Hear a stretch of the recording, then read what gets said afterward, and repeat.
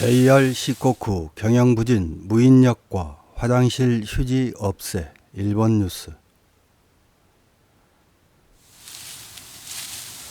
우리나라 일부 못된 정치인들은 수도전기가스 등 사회 기반시설을 민영화하려고 몸부림치고 있습니다. 틈만 나면 재정 건전화를 애치는 것도 이와 무관하지 않을 것입니다. 이와 달리 작년부터 영국에서는 마거릿 대처 수상 시절 민영화를 했던 영국 최대 상하수도 회사의 재국유화 추진 논의가 진행 중입니다. 인플레이션 등의 영향으로 부채가 늘어나 파산 위기에 몰렸다는 핑계를 대지만 사회 기반 시설을 관리하는 공공기관을 민영화한 부작용이 터진 것이라는 지적이 나옵니다. 민영화의 이유로 내세운 안전한 수질 개선과 합리적인 가격 통제에 신경 쓰기보다는 회사 주주와 임원들의 이익만을 우선시하다 보니 자초한 결과일 것입니다. 재임 시절 마거릿 대처는 정부 규모를 축소하고 민간의 자율성을 높이는 작은 정부 정책을 지적으로 내세웠지만 수십 년이 흐른 후 이는 잘못된 정책이라는 것을 입증한 것입니다. 일본에서도 1987년에 막대한 누적 적자를 이유로 일본 국채를 6개의 여객 철도 회사와 1개의 화물철도 회사로 민영화를 했지만 국가 예산은 꾸준히 투입되고 있습니다. 민영화에서 37년이 지난 후 현실은 대도시 노선을 확보한 회사와 인구가 적은 과소지역의 노선을 운영하는 회사 간 양극화만 심화시켰습니다. 잘못된 민영화로 안전제일이라는 일본에서 비용 절감을 이유로 한 정비 불량 등으로 끊임없이 크고 작은 탈선 사고와 화재 사고 등이 발생했으며 고객 서비스 질도 떨어졌습니다. 철도 민영화의 부작용과 관련된 일본 언론의 기사 하나를 요약해서 확인해 보겠습니다. 기사에 나오는 외래어는 일본 사람들이 얼마나 외래어를 즐겨 사용하는지 알 수 있도록 그대로 뒀습니다. 7월 3일 요미우리 신문 온라인판에 실린 토일렛 페이퍼가 사라졌다. JR 시코쿠가 경비 삭감으로 역 무인화, 현지의 당혹감과 반발이라는 제목의 기사입니다. 금년 봄 다카마츠시 서부에 있는 JR 요산선 하시오카역의 화장실이 SNS에서 화제다. 하시오카역은 액세스가 좋기 때문에 주변에 주택가가 펼쳐져 아침 저녁은 통근 통학으로 많은 사람이 왕래한다. 2023년도 하루 평균 이용자 수는 약 2,400명으로 다카마츠 시내의 JR에서는 다카마츠역 다음으로 많고 시코쿠 전체에서도 15번째다.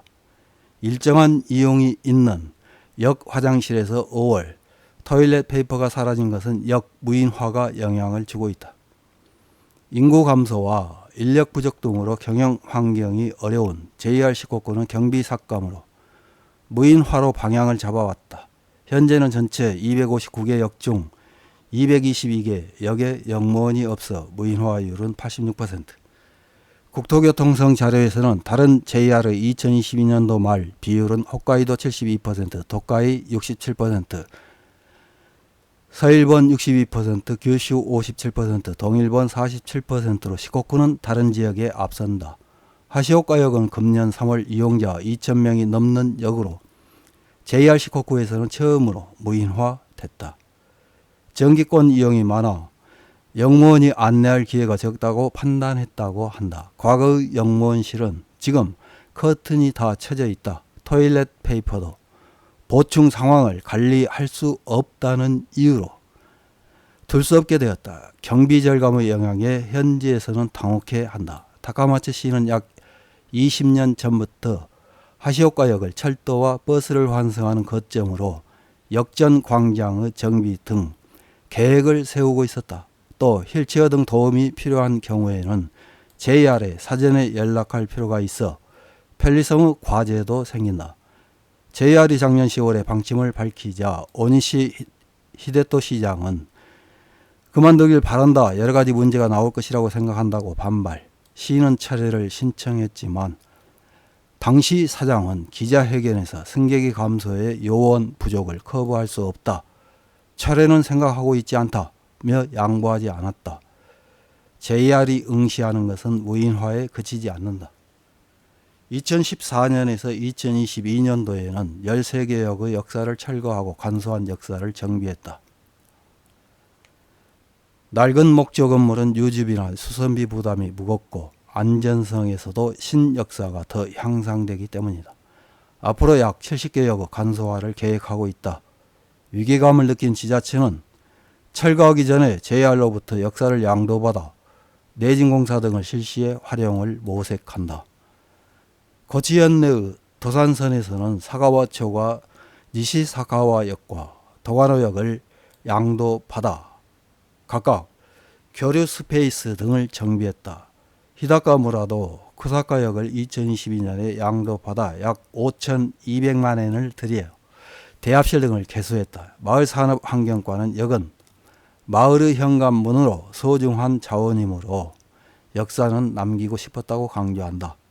지자체 측에는 간소화가 한층 더 이용 감소를 초래해 장래적인 폐해선의 논의로 이어질 수 있다는 우려도 있다. JR 시코쿠는 2022년도분 이후 코스트 삭감의 연간 실적을 밝히고 있다. 2023년도는 업무 디지털화나 수선비의 재검토로 1억 8천만엔, 1987년의 국철 분할, 민영화 후 취약한 경영 기반에 시달리며 본업인 영업손익은 한 번도 적자를 벗어나지 못했다. 철도 사업의 효율화, 경영의 자립, 그것이 항상 추궁되어 온 37년이었다. 이런 기사에 달린 일본 네티즌들의 댓글 몇 개를 확인해보고 마치겠습니다. 첫 번째 댓글입니다. 토일렛의 유지관리는 힘들 것 같네요. 영무원이 있다면 그 사람들을 위해 필요하지만 무인화하면 경비삭감 대상이 되는 것은 어쩔 수 없을지도 모릅니다. 꼭 필요하다면 지자체가 관리할 수밖에 없지 않을까요? 다음 댓글입니다. 옛날에는 역 토일렛에 토일렛 페이퍼가 없어서 자판기에서 사는 시대였다. 지금은 가져가지 못하도록 홀더가 부착되어 있다. 토일렛 페이퍼가 없어지는 것은 무인역만이 아니다. 슈퍼나 홈센터, 드러그스토어의 토일렛에서도 없어지는 케이스가 있다. 각 가게에는 가져가지 말라는 포스터나 토일렛 롤에 가게명을 쓰거나 하고 있다. 다음 댓글입니다. 무인역이라도 사용하기 쉬운 화장실이 정비되어 있는 역은 얼마든지 있습니다. 영무원이 아닌 청소 서비스 담당자를 순회시키는 등의 대응은 할 수 있다고 생각합니다.